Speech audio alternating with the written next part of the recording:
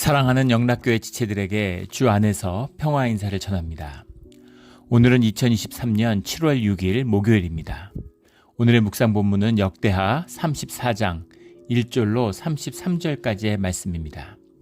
오늘 본문 말씀 34장 1절부터의 말씀은 이렇게 시작합니다. 요시야가 왕위에 오를 때 나이가 8세라 예루살렘에서 31년 동안 다스리며, 유다 왕 요시야의 개혁이 오늘 나누는 말씀의 주제죠. 요시야 왕은 히스기야 왕과 더불어 마치 조선시대의 영조 정조와 같이 마지막으로 한번 다시 유다의 불꽃을 피워낸, 주님의 멸망으로 치달아가는, 망해가는 유다의 흐름을 되돌리는, 그 진노를 잠시 멈추게 한 그런 공로가 있는 그런 왕입니다. 마지막 유다와 다윗의 왕조의 마지막 불꽃 같은 그런 왕이 요시야였다. 그가 왕에 오를 때는 8세였다는 겁니다. 그의 아버지 아몬, 할아버지 므낫세, 그런 최악의 왕들이 있었는데, 그 왕 아몬이 아버지가 22살에 왕이 돼서 2년만 하다 죽었으니까 16에 낳은 아들이다라는 걸 알 수 있겠죠. 24살에 8살이니까 14살에 낳았겠군요. 14살에 낳은. 14살이면 이제 그때 첫 아들일 테니까 14살에 아들 낳은 것은 자연스러운 것입니다. 2절에 여호와가 보시기에 정직하게 행하여 그의 조상 다윗의 길로 걸으며 좌우로 치우치지 아니하고, 정직하게 행했다라는 것은 이제 율법을 법을 따라서 나를 잘 다스렸다라는 건데, 그의 조상의 다윗의 길로 걸었다라는 평가는 큰 칭찬이죠. 이런 칭찬을 받은 왕은 여호사밧과 히스기야밖에 없었습니다. 여호사밧 왕과 히스기야가 이 좋은 이런 평가를 받았는데, 요시야도 조상 다윗의 길로 걸었다, 이런 하나님이 보시기에 선한, 또 성경의 말씀의 역사 가운데 기록되는 그런 훌륭한 왕이었다라는 거죠. 8살에 왕이 되고 아버지가 악한 왕이었고 무너져가는 왕국에서 나왔는데, 그런데 하나님의 은혜로 또 그에게는 대제사장 힐기야와 같은 이제 그런 돕는 사람들이 있었고, 또 그의 치세 가운데는 예레미야를 통해서 주님의 말씀이 임하는 그런 말씀의 부흥이 함께했기 때문에 이제 이런 개혁이 이제 가능했던 겁니다. 물론 또 요시야 왕의 치세에 대해서 어떻게 요시야 왕께 다시 한번 유다가 불타올랐을까, 국력이 회복됐을까에 대한 여러 가지 이제 그 해석들이 있어요. 역사학자들의 해석을 보면 이때 수구디아족이라고 그러죠. 스키타이족, 우리 계시록에 나오는 곡과 마곡이죠. 흑해 지방에 사는 기마민족. 이 스키타이족에 대한 공포는 유럽에서 엄청난 것이었습니다. 바사 왕국, 페르시아 왕국이 그 흥기하던 시절에 스키타이하고 맞붙어가지고 왕이 사망하는 이제 그런 일이 벌어지죠. 스키타이가 이제 무적의 이런 야만적이면서도 기마민족인데, 어떤 주기, 메뚜기태가 나타나는 것처럼 주기적으로 이 기마민족이 한 번씩 올라와요. 이 스키타이족이 이제 침략이 시작돼서 아수르가 엄청난 타격을 받습니다. 그 당시 세계 제국이었던 아수르가 타격을 받으면서 상대적으로 이 아수르의 정복으로 눌려있던 애굽이 이제 회복되는, 팔레스타인의 애굽의 영향력이 확대되고 아수르의 영향력은 축소되는 겁니다. 거기다 아수르의 왕이었던 아수르 바니팔 왕이 이제 아주 큰 대왕이었는데, 아수르 바니팔의 사후에 그 두 아들, 아수르 에틸 일라니라고 하는 큰 아들과 신샤르 아시퀴시쿤이라고 하는 둘째 아들이 내전이 벌어지죠. 이 4년간의 내전 끝에 신샤르 이시쿤이라는 둘째 아들이 왕이 되는데, 문제는 신샤르 이시쿤과 이 내전 사이에 바벨론의 그 점령 지역의 사령관이었던 나보폴라살이 스스로 왕으로 칭하고, 바벨론 왕국이 아수르아에서 독립을 추구하면서 부흥했다는 겁니다. 이 나보폴라살이 신샤르 이시쿤하고 동맹을 맺어가지고 이 아수르 에테일라시 큰 아들을 몰아내는데 큰 역할을 하게 되죠. 근데 이것이 이제 아수르의 국력을 약화시키고 새로운 왕국 바벨론은 이 부흥하는, 부상하는 그런 계기가 됩니다. 바벨론은 새로 떠오르고 있고 아수르는 국력이 꺾였고 스키타이의 지배로 전체적으로 국제 질서가 흔들리고 있고 애굽도 부상하고 있습니다. 이런 진공 상태가 왔기 때문에, 공동 상태가 왔기 때문에 팔레스타인에서 급격하게 유다가 세력을 회복했다라는 것이 이제 역사학자들의 분석이에요. 근데 이것은 이제 환경과 조건을 보는 이제 그런 분석이죠. 여건이 좋다고 준비가 안 됐는데 므낫세나 아몬 같은 그런 왕이 있는데 부흥이 오겠습니까? 국력이 회복되겠습니까? 요시아가 또 이런 개혁을 가능하게 하는 또 요시아의 기도와 주님의 은혜가 임한 것이죠. 주님의 섭리 가운데 요시아 때 기가 막힌, 세상의 눈으로 본다면 타이밍이 운이 기가 막힌 것이고, 우리가 믿음의 눈으로 본다면 하나님의 은혜가 크게 임한 것이죠. 그럼 왜 요시아 때 이런 큰 은혜가 임했을까라는 것이 이 역대기 또 열왕기가 기록하고 있는 이 비밀입니다. 말씀의 비밀이죠. 우리 늘 이 어려운 어떤 환경과 조건 하에서도 우리 말씀이 회복돼서 그 환경과 조건을 바꾸는 그런 일들이 우리 삶 가운데 일어나기를 주의 이름으로 축원합니다. 근데 그가 아직 어렸을 때 왕위에 있은 지 8년에 그 16살 때죠. 그의 조상 다윗의 하나님을 비로소 찾고 제12년에 유다와 예루살렘을 비로소 정결하게 하여 산당들과 아세라 목상들과 아로새긴 우상들과 부어 만든 우상들을 제거하여 버림에 우상들을 버리는, 4절에 보면 태양상들을 찍고 제사한 자들의 무덤에 뿌리고, 제12년이라는 건 또 예레미야의 공적인 활동의 시작입니다. 그러니까 말씀의 부흥이 이 요시아의 개혁과 같이 일어나는 거죠. 이건 늘 같이 가는 거예요. 말씀의 부흥이 있고 영이 회복되니까, 그러니까 종교의 개혁이 일어나고 이런 용기가 생기고 도저히 할 수 없을 것 같은 이런 우상도 영의 역사죠. 대적의 영이 있어요. 영의 권세가 있습니다. 거기에 눌려있고 사람들이 꼼짝 못하는 거죠. 근데 그걸 무너뜨릴 수 있는 그런 영적인 권세가 생겨났다는 겁니다. 그러니까 그 우상들을 전부 제거해야 버리는 거죠. 이런 권세가 회복되는 이런 말씀의 심령의 능력이 회복되는 일들이 일어났다라는 겁니다. 그 우상들을 가루로 만들어, 그 므낫세 때도 아몬 때도 일어났던, 갖다 버렸는데 또 찾아와요. 그러니까 아예 부셔서 가루로 만든 것이죠. 그래서 그걸 뿌리는데 제사하던 자들의 무덤에 뿌리고, 제사하던 자들의 무덤은 뭘까요? 원래 유대인들은 동굴에다가 제사를 지냅니다.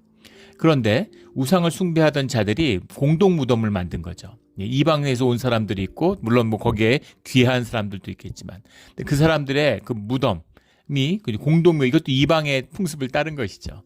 그렇게 지어진 자들의 이제 무덤이 있었다는 거죠. 우리 요즘 생각하면 공동묘지 같은 거 생각하면 되겠어요. 시내 한가운데 있는 겁니다. 근데 그것들을 전부 다 무덤에 뿌렸다. 부정한 곳으로 여겼다는 거죠. 부정한 가루를 가져다가 부정한 곳에 뿌렸다. 이런, 철저히 구별되었다. 부정한 것을 좋은 데 갖다 뿌리면 안 되잖아요. 쓰레기 태운 재를 꽃밭에 뿌리진 않지 않습니까? 그런 것처럼 부정한 것들을 부정하게 하는 것으로서 성별되었다, 구별되었다 라는 뜻이 들어있는 거죠. 5절에 보면 제사장들의 뼈를 제단 위에서 불살라. 제사장들이 이제 묻혔는데 이거를 끌어내 가지고 이 뼈들을 전부 다 제단에서 불살랐다는 거죠. 엄청난 거 아니겠습니까? 이 사람들도 가족이 있고 자녀들이 있을 텐데 이게 가능하겠어요? 예. 근데 이런 일들이 생겨났다는 거죠. 예. 제사장들의 뼈를 제단 위에 불살라. 이런 무슨 보복하고 이런 게 아니죠. 철저하게 성별하기 위한, 이 유다의 땅 예루살렘에서 부정한 것을 모두 다 구별해서 없애야 되겠다. 그런 마음들이 이제 생겨났다는 겁니다. 6절에 또 므낫세와 에브라임의 시므온과 납달리까지 사면 황폐한 성읍들에도 그렇게 행하여, 시므온과 납달리까지, 시므온이라는 것은 이스라엘에서 가장 남쪽에 있는 지파고, 근데 사실은 이 시대의 시므온이라는 것은 거의 이제 그 형해화돼서 사라졌는데, 유다 남방에 있는 지파였으니 거의 뭐 사라졌죠. 납달리라는 건 이제 이스라엘의 최북단에 있는 그런 지파죠. 시므온과 납달리까지라는 건 이제 완전히 온 이스라엘, 이런 북이스라엘까지도 모두, 북이스라엘 멸망했지만 그 권역이 다 유다의 영향력 아래에서 이스라엘이 회복되었다, 이런 얘기입니다. 태양상을 찍는다는 얘기가 반복해서 나오는데, 태양상을 찍는다는 얘기는 이제 팔레스타인에 횡행한, 근데 애굽의 영향이, 태양상은 이제 애굽이잖아요. 그래서 애굽의 영향이라는 것이 팔레스타인에 확대되고 있구나라는 것도 이제 느낄 수 있죠. 그런 모든 영향들, 안 좋은 영향들도 이것을 끊었다는 겁니다. 우상숭배라는 건 다국적인 영향과 연결이 되어 있다고 그랬죠. 이것을 끊는다고 하는 것은 독립을 성취하고 또 유다의 정체성을 회복한다, 그런 뜻이 들어있는 거예요. 용기가 필요한 행동이고 믿음이 필요한 행동입니다. 말씀이 회복되니까 이 믿음과 용기가 생겨났다는 거죠. 예. 그 예전에 전 정부에서 대통령이 중국을 방문했는데 그 사드 보복을 당한 다음에 이제 좀 회복을 해보려고 찾아간 것이겠죠. 그런데 공식 방문 국빈 초청을 해놓고서 18끼인가의 국빈 식사 초청 가운데 10끼인가를 혼자 밥을 먹게 하고 그 식사하는 회담이 하나인가 2개밖에 없었죠. 그래서 굉장한 엄청난 모욕입니다. 그 북경대학에 대통령이 가가지고 무슨 중국은 큰 산이고 우린 작은 언덕이다 이런 사실 있을 수 없는 그런 굴욕적인 굴종을 보여줬습니다. 뭐 말 일이 많았죠. 뭐 거의 공안들이 한국의 특파원을 뭐 폭행하기도 하고 온갖 모욕과 조롱을 당했어요. 아주 그러니까 완전히 짓밟는. 무슨 자존심이 없고 뭐 그 굴종이 좋아서 그런 것은 아니었겠죠. 어떻게든 좀 관계를 회복하고 경제적으로 좋게 해보려고 중국하고 잘 지내서 좀 이렇게 돈도 좀 벌고 이렇게 잘 지내보려고 한 것이죠. 근데 그렇게 안 됐잖아요. 그 결과는 더 나빠진 거죠. 어떻게든 잘 지내보려고 한 건데 그래서 중국이 전혀 상행위를 하고 어떤 법과 질서와 가치가 통하는 상식이 통하는 나라가 아니라는 것은 그 뒤에 분명해졌죠. 모든 나라를 향해 보복하는 그래서 세계가 이제 분리되려고 하는 이제 그런 굉장한 변화 가운데 있습니다. 그런데 중국과 관계를 중국에 대해서도 할 말을 해야죠. 중국이 인권 탄압을 하고 중국이 무슨 사람들 막 수용소에 가두고 이런 짓을 하면 당연히 거기에 항의를 해야 됩니다. 그리고 중국이 뭐 우리네 그 영해를 막 침범하기도 하고 방공 식벌구역 같은데 막 군용기를 보내죠. 자극을 하는 거죠. 근데 항의를 못 해요. 대한민국이 항의를 못 합니다. 무서워하는 거죠. 뭐 여러 가지 이유가 있겠죠. 근데 뭐 뉴질랜드, 뭐 호주 이런 나라들 보세요. 캐나다 이런 나라들 보세요. 심지어 조그만 소국 라트비아, 뭐 유럽의 이런 나라들 중국에 대해서 항의하고 막 같이 보복하고 막 이러잖아요. 근데 한국은 못 그러죠. 옆에 있고 뭐 여러 가지 이유가 있겠지만 눌리는 거죠. 그 영향력에서 자유롭지 못한 겁니다. 지금 북한이 있고 떨어져 있는데도 이런데 통일이 되면 그 영향력은 어떻겠어요? 용기가 필요한 것이죠. 가치와 믿음에 대한 분별이 필요한 것입니다. 그런 것이 없이는 그냥 상황과 조건을 보면 할 수 없는 일이에요. 그런데 말씀이 회복되고 하나님을 바라보니까 용기가 있어가지고 애굽의 태양이시든 무슨 뭐 아세라 목상이든 뭐 아수르의 무슨 신들이 다 불태워버릴 수 있었다는 겁니다. 이런 개혁이 또 말씀 가운데 이제 임하는 거죠. 8절에 이제 이런 일들이 벌어지고 성전을 이제 깨끗게 하는 정화하려는 일들이 벌어지니까 8절에 요시아가 왕위에 있은 지 18째 해에 그 땅과 성전을 정결하게 하기를 마치고 그의 하나님 여호와의 전을 수리하려 하여. 근데 정결하게 하기를 마치고라고 해석을 했는데 이것은 약간의 이제 의역이 들어간 겁니다. 레타헤르라는 건데 정결하게 한다는 말이에요. 레타헤르인데 마치고라고 해석을 했는데 이제 제12년에 정결하기를 시작했는데 18번째 마쳤다가 18번째 다시 시작한 거죠. 2번 개혁이 일어났다 이렇게 보는 시각도 있고 그렇게 명백하게 구분할 수 없는 지속적인 개혁이 있었던 것이다. 이렇게 해석하기도 하고 여러 가지 해석들이 있습니다. 학자들의 해석이죠. 근데 마치고라는 건 이제 대표적인 루터의 이제 해석이기 때문에 이걸 우리가 종교 개혁 이제 교단이 따라가는 그런 의미가 있는데 마치고라고 해석할 수도 있는데 위하여라고 해석할 수도 있고 원문만 보면 정결하게 할 때에라고 하는 그때쯤에라고 해석할 수도 있습니다. 어떤 해석도 가능해요. 근데 마치고라는 건 앞에 정결하게 하니까 이런 모든 우상을 다 없앤 다음에 준비가 된 다음에 성전을 수리하는 일들이 시작되었다. 히스기야 왕 때와 똑같죠. 그런 일들을 시작하기 위한 이거 순서가 있는 것이다. 영적인 질서가 회복되는 과정이다라는 것을 염두에 두고 있는 해석이다라는 걸 볼 수 있겠습니다. 그래서 전을 수리하려고 이렇게 하다 보니까 그들이 대제사장 hil기야에게 나아가서 이거 수리하려고 하니까 이제 돈이 필요하잖아요. 성전 헌금을 전달하는 이제 그런 일을 시작했다는 것이죠. 그래서 전을 수리하게 됐는데 놀라운 것은 14절에 나오는 제사장 hil기야가 모세가 전한 여호와의 율법책을 발견하고 대제사장 힐기야도 요시야의 종교개혁에서 중요한 역할을 담당한 인물이죠. 항상 훌륭한 왕이 있을 때는 훌륭한 제사장이 있습니다. 아사가 있을 때는 아사야가 있었고 여호사밧의 개혁에는 예후가 있었죠. 요시야의 개혁에는 힐기야가 있었다. 물론 선지의 전통을 잇는 예레미야의 말씀의 부흥이 백성들 가운데 함께했기 때문에 안팎으로 이 일들이 가능한 거지. 성령의 역사입니다. 여러 가지 같이 연합하는 영이 하나 되는 주님의 영이 회복되니까 이런 연합하여 선을 이루는 역사들이 일어나는 것이죠. 성전 앞에 두 감람나무처럼. 그렇잖아요. 항상 과학자들도 그렇죠. 항상 천재들은 뭉쳐서 한꺼번에 쏟아져 나오고 예술가들도 쏟아져 나오고 그런 겁니다. 모차르트가 베토벤에게 음악 수업을 들은 일이 있다는 거잖아요. 그런 것처럼 물리학자들 1920년대 물리학자들 이게 항상 쏟아져 나와. 영의 비밀입니다. 영은 합해야, 영이 협력해야 영이 생명이 살아나잖아요. 생명의 역사는 연합의 역사이기 때문에 항상 함께 일어납니다. 다 믿음이 안 좋은데 나만 좋고 그런 일은 없죠. 교회가 다 몰락하는데 우리 교회만 잘 되고 그런 일들은 없습니다. 교회는 잘 되면 다 잘 되고 망하면 다 망하는 거예요. 근데 그 가운데에서도 남은 자의 역사, 생명의 역사를 주님이 보존하신다라는 것이죠. 그 남은 자의 역사 가운데 요시야의 개혁이 일어난 겁니다. 그 저는 수리하는데 14절에 제사장 힐기야가 모세가 전한 여호와의 율법책을 발견했다. 이것이 구약에 나타나는 이 최대의 사건이다. 다윗 이후의 최대의 사건이라고 보통 이야기하고 사실은 이스라엘 역사 가운데서 가장 중요한 사건이다. 영적으로 또 유대교라는 것을 중심에 놓으면 가장 중요한 사건이다. 이렇게 이제 이야기하죠. 그래서 이것이 뭘까 도대체 여호와의 율법책을 찾았다는 게 이게 무슨 말일까? 이 책을 그러면은 이때까지 책이 있는지도 몰랐다는 얘기인지 아니면 책을 잃어버렸는데 되찾았다는 얘기인지 어떻게 성전 안에 있는 책을 모를 수가 있는지 이런 것이 쭉 전해 내려올 텐데 제사장들이 그 율법책을 읽었을 텐데 어떻게 이것을 몰랐다가 찾는 이런 일이 있을 수 있겠는가. 영이 근데 너무나 어두워진 거죠. 이런 일들은 현대에도 발견이 됩니다.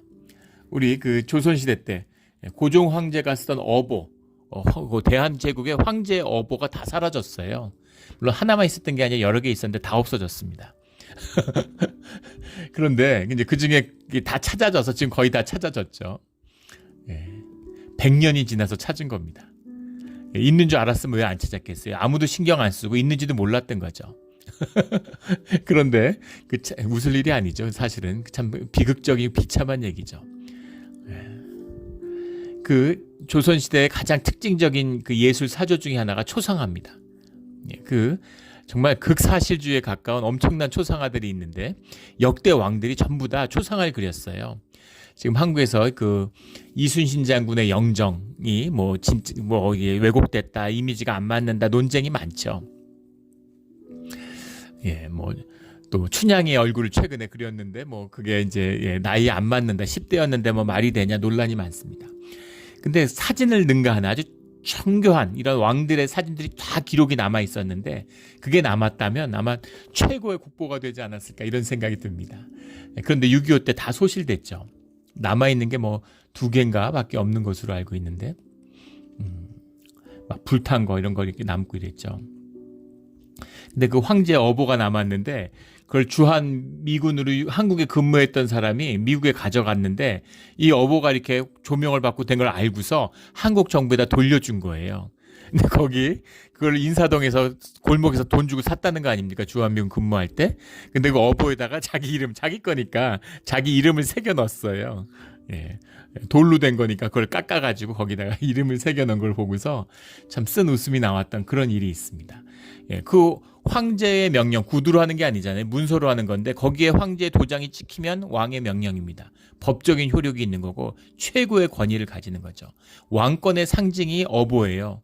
근데 그 어보가 아무리 나라가 망했다고 해도 없어져가지고 100년이 넘도록 돌아다니다가 골목길에서 누가 돈 주고 사서 미국에 가져가서 가지고 있다가 돌아오는 이런 일들이 20세기에 일어났다는 겁니다.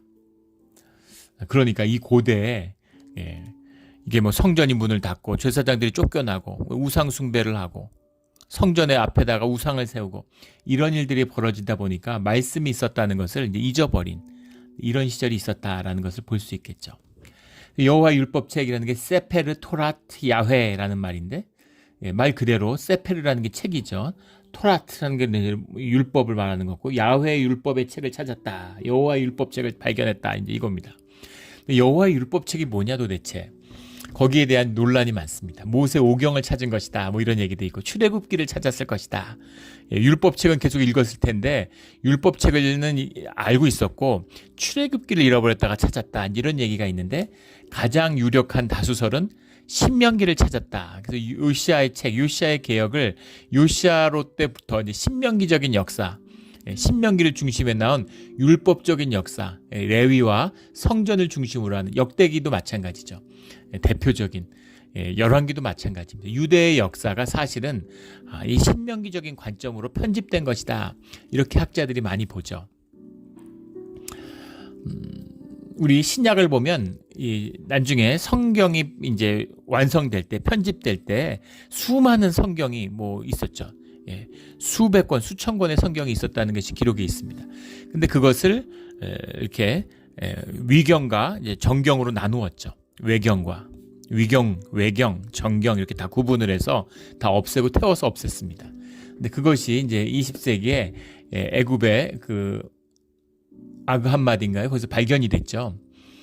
그래서 이제 외경에 대한 연구, 그래서 기독교에 대한 뭐 여러 가지 연구들이 굉장히 활발해지고 초기 기독교에 대한 이제 그런 것들을 볼 수 있습니다.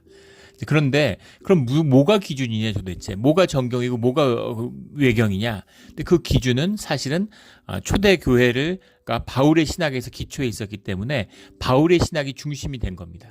이거는 말도 안 되는 소리야. 이거는 누가 가짜로 지어낸 거야. 다 가짜겠습니까? 그 안에 주님의 말씀이 들어 있겠죠. 일부 전해진. 근데 여기다 이게 왜곡됐어. 그런 기준이 되었던 것처럼 이 요시아 때 발견된 이 율법책의 발견, 이 신명기적인 역사관이 핵심이다. 유다와 이스라엘의 역사를 보는 핵심적인 그런 퍼스펙티브를 제공했다. 이렇게 보는 겁니다. 그래서 사실은 요시아 왕의 미상과 요시아 왕의 개혁이야말로 이스라엘 역사 가운데서 가장 중요한 사건이었다. 이렇게 보기도 하죠. 뭐 어떻게 보든 어쨌든 이 율법책이 발견됐다는 건 놀라운 사건입니다. 17절에 또 여호와의 전에서 발견된 돈을 쏟아서 감독자와 일꾼들에게 주었나이다 하고 그것을 이제 수리하는 과정에서 책이 발견됐는데 그 책을 서기관 사반이 가져다가 이 책을 주더이다 하고 이제 보고하면서 왕 앞에 가져간 겁니다. 사반이 왕 앞에서 그것을 읽음에 이렇게 돼 있죠. 그것을 읽음에라는 게 와이크라보 이렇게 돼 있어요. 여기 역대기에는 와이크라보 이렇게 돼 있는데 평행복문인 열왕기 하에는 와이크라 에후라고 돼 있습니다. 보라는 건 이제 단수죠. 우리 팀솔보 창세기에 나오는 너의 죄를 다스리라 할 때 그 팀솔보 그 보가 그것이죠. 영어로 하면 it입니다. it 그것을 다스려라. 그리고 단수로 돼 있어요. 그래서 책 한 권이었을 것이다. 이것은 신명기인데 그 신명기 중에서도 28장을 왕 앞에서 뭐 구구절절 다 읽지는 않고 거기서 신명기 28장을 읽었다. 뭐 이제 이렇게 해석을 하는 겁니다. 물론 다 추측이죠. 알 수는 없죠.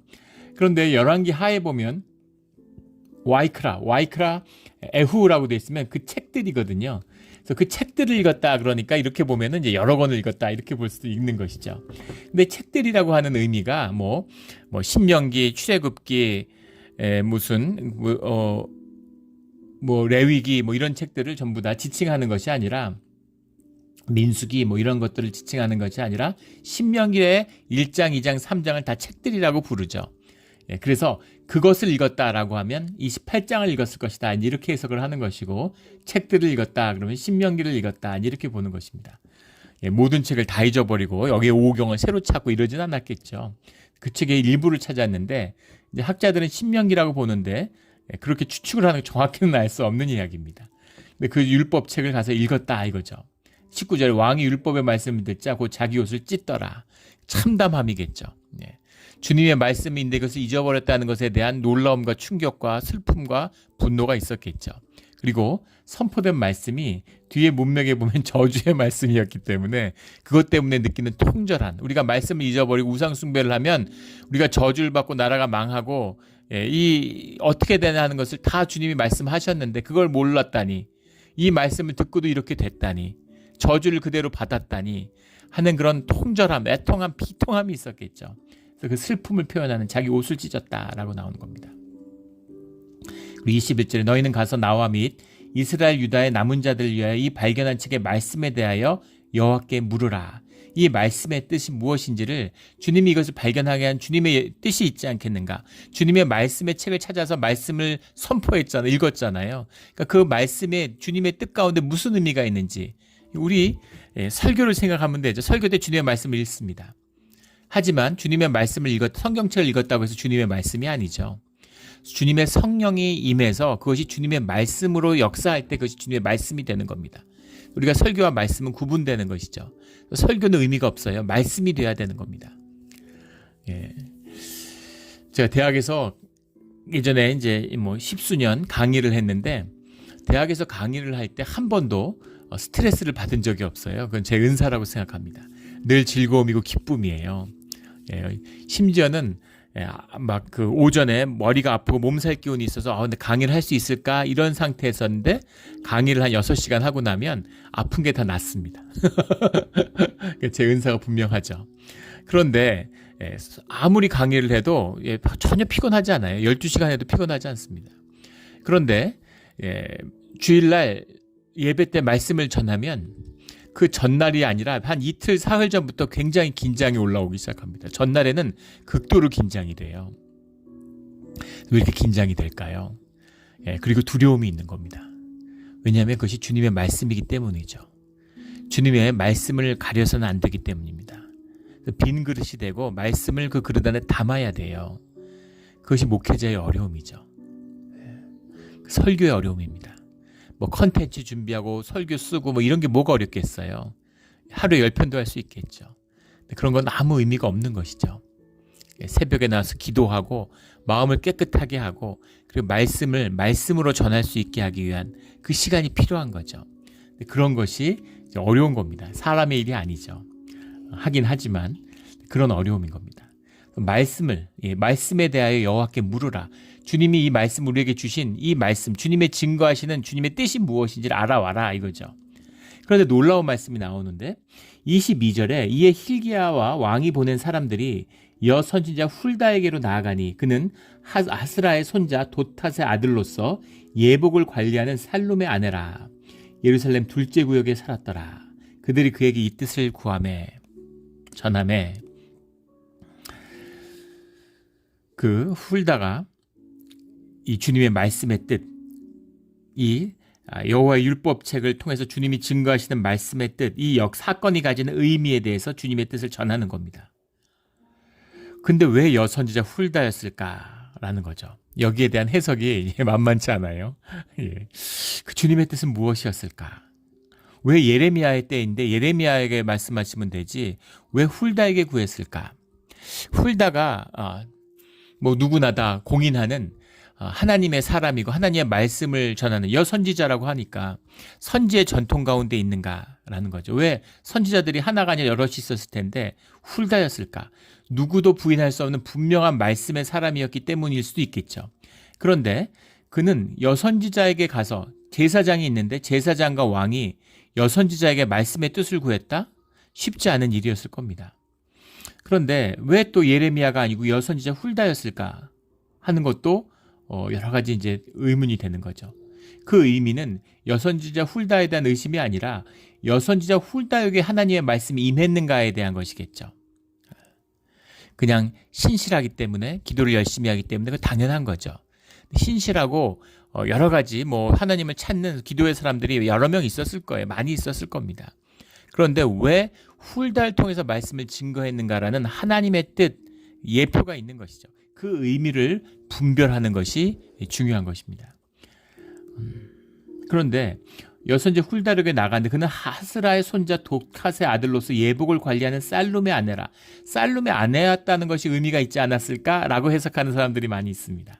왜냐하면 예복을 관리하는 관리, 예복을 관리하는 의미가 무엇일까? 이것을 어떤 사람들은 이런 성전에서 일하는 일종의 제사장과 같은 그런 역할을 하는 그룹이었을 것이다. 이렇게 해석하는 사람들이 있어요. 예복이라는 것이 이 성전의 일을 보는 이제 성전의 예복이었을 것이다. 뭐 이런 얘기를 하는 해석을 한 사람이 있죠. 그러니까 어떤 그 성전과 깊이 관련된 사람이었을 것이다. 이런 해석입니다.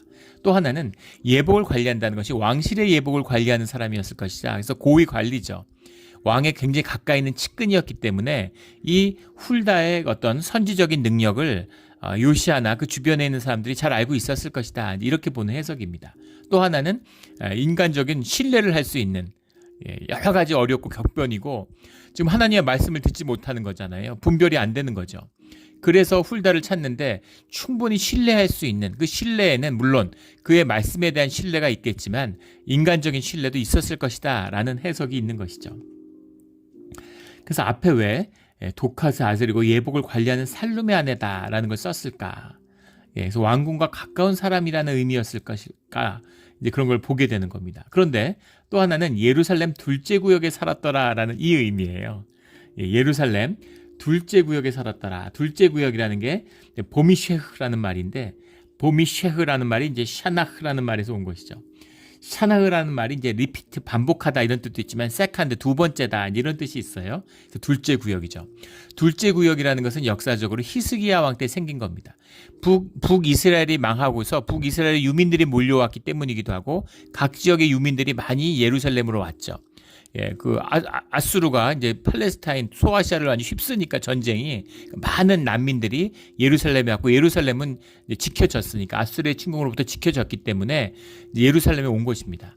그래서 원래 예루살렘의 거주자와 구별해서 성전 아래쪽에 그 흰놈의 골짜 계곡의 이제 건너편이 되는 거죠. 그 언덕 위에다가 제2구역이라고 하는 제2거주기라고 하는 난민을 위한 구역을 만들었다는 겁니다. 그런데 둘째 구역에 살았더라라는 이 의미예요. 이 해석 때문에 이제 훌다가 이제 난민이었을 것이다라고 추측해 볼 수 있겠죠. 북이스라엘의 선지자였다. 뭐 이렇게 이제 그 주해를 다는 사람도 있고, 심지어는 한 발 더 나아가서 이방인이었다.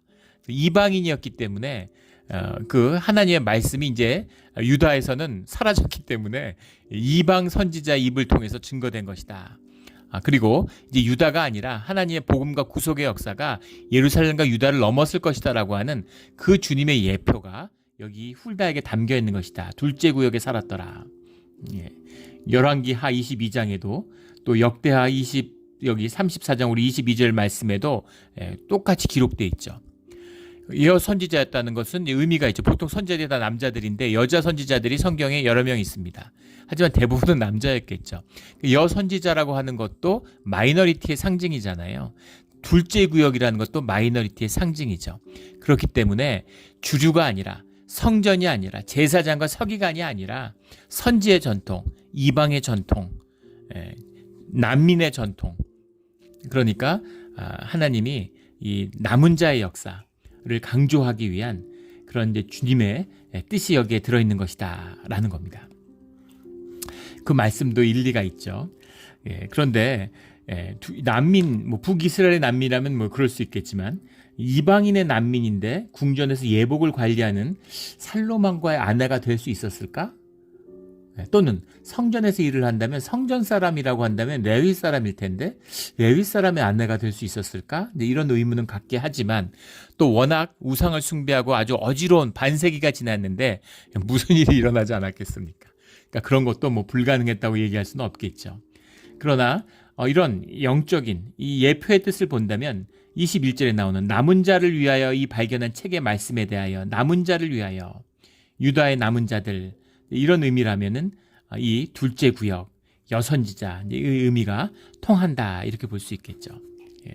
그래서 어딘가에서 생명의 샘이 끊기면 또 어딘가에서는 열리는 겁니다. 그래서 새로운 것에서 주님의 역사가 시작되는 것이죠. 그래서 한국 교회는 생명 샘의 물이 닫힌 것 같아요. 함부로 얘기할 수는 없는 것이지만 영적인 쇠퇴가 급격히 일어나고 있습니다. 근데 저는 그 샘물이 이 이민교회에서 새롭게 터질 거라고 믿습니다. 그리고 그것이 우리 몬트레 영락교회가 될 거라고 하는 소망이 있어요. 그래서 이것이 정말 귀하고 단순히 지역과 우리 교회가 아니라 한국 교회와 기독교의 역사를 바꾸는 그런 시작이 될 수 있다고 믿습니다. 우리가 기도하고 또 주님의 뜻에 따라 순종하는 것이죠. 둘째 구역에 살던 여선지자 훌다에게 이런 역사적인 회복의 말씀의 회복의 때가 증거되었다라는 거죠. 이것이 참 기가 막힌 주님의 역사입니다. 가출한 야곱이 드렸던 그 베델에 자기가 배구자던 돌베개를 세워서 드린 예배, 그것이 또 구속의 역사의 큰 증표가 되었던 것처럼 이 둘째 구역에 살던 여선지자 훌다를 통해서 주님의 말씀이 임하는 것이죠. 24절에 유다의 왕 앞에서 읽은 책에 기록된 모든 저주대로 하리니, 앞에서 기록된 읽은 책에 기록된 모든 저주, 그러니까 이제 신명기 28장이라고 보는 근거는 여기에 있는 거죠.